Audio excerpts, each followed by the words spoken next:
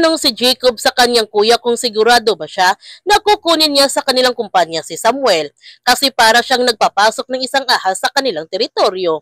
Ang sabi ni Roldan, babarilin muna niya si Samuel sa ulo bago ito makapagpanuklaw. Eyes on the prize, hindi dapat mawala sa kanilang paningin ang target. Kailangan nila makuha ang kanilang pera. Ipinaalam ni Samuel sa kanyang ina na may trabaho na siya. Ngunit nag-aalangan siya na tanggapin ang trabaho na inalok sa kanya. Dahil unang-una, hindi niya alam kung bakit sila nag-offer sa kanya ng trabaho. Bakit alam nila na anak siya ng isang scammer. At nawiwerduhan siya nito kung bakit sa loob ng sasakyan sila nag-job interview. Pero sobrang kailangan din niya ng trabaho ngayon dahil paubos na ang kanyang ipon at ang kanilang bahay baka marimata na ito. At nararamdaman ni Samuel na parang may mali kay Roldan. Sinabihan ni Lolita ang kanyang anak na marami na silang pinagdaanan. Ngayon pa ba siya paghinaan ng loob? Kung hindi siya komportable na tanggapin ang trabaho na yan, edi huwag.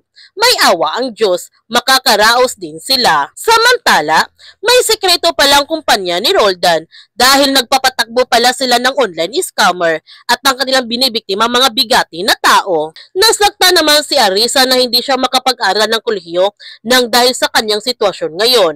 Habang si Lolita, bumalik ito sa kanyang kagulian dati na magtitinda ng kahit ano para lamang mabuhay sila.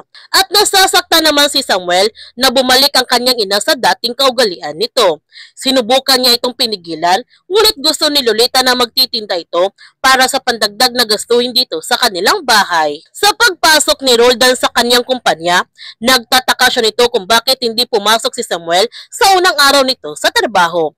Kaya nagtanong siya kay Becca kung nasaan si Samuel. Sinabi naman ni Becca na tinanggihan ni Samuel ang job offer dahil hindi siya ganun kadesperado.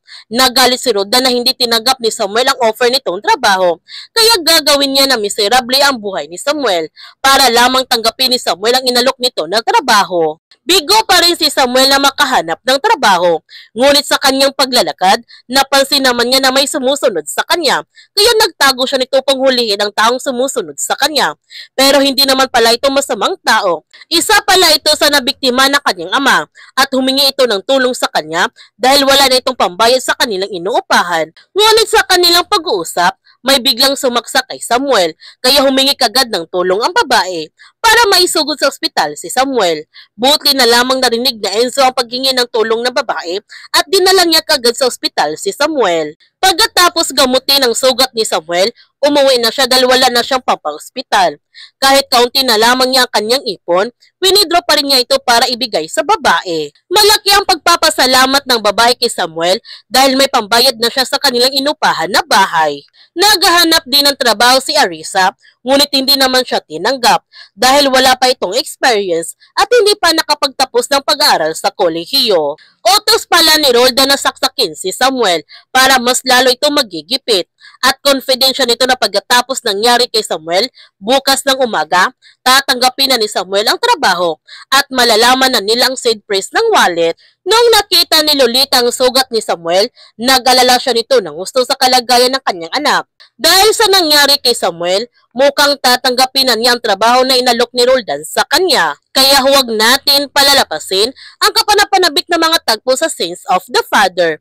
Kung bago ka pa channel ko, don't forget to like, subscribe, and click notification bell para palagi kang updated sa mga videos in-upload ko. Thank you for watching and God bless everyone!